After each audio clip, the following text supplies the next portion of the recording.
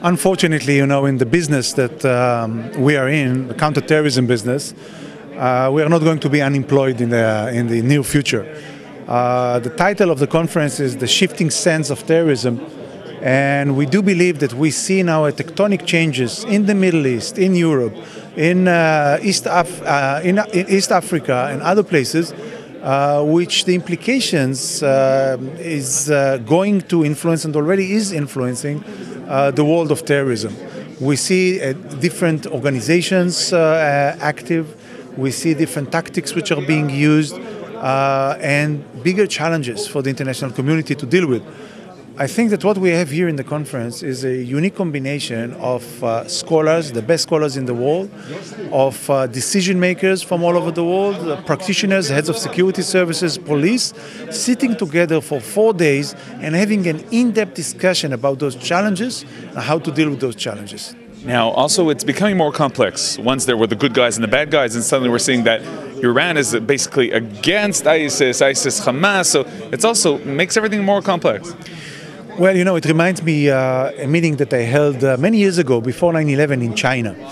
And I was talking about Al-Qaeda, and my Chinese hosts told me, you know what, you didn't mention, when you talk about Al-Qaeda, who created Al-Qaeda?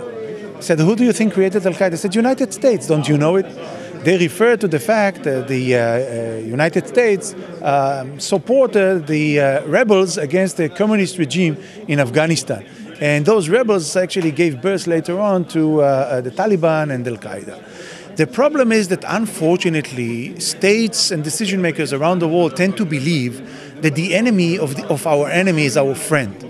And those states and those decision makers waking up to learn that they are living in a nightmare because the enemy of our enemy, in many cases, is not our friend, is a bigger enemy of ours later on. That's the problem that we start to see today in reference to Iran and Hezbollah, for example, when you can speak with decision makers in the Western countries, in Europe, in the United States, saying, yeah, Iran is a problem, Hezbollah is a problem, but they are now fighting together with us against ISIS. They are the enemies of our enemies. Therefore, maybe we should not refer to them as a friend. This is a huge mistake. Years ago, when we talked about counterterrorism, it was obvious that everyone came to Israel to ask for advice because of the experience. But now the experience is worldwide. Is it differently how people are relating to Israel on this issue? I have to say, and to be humble, they still come to learn. You see in this conference dozens, actually hundreds of world experts coming to learn from Israel. But I'm saying we need to be humble because with the experience that unfortunately the international community is gathering, European countries, United States, we are learning from them as well.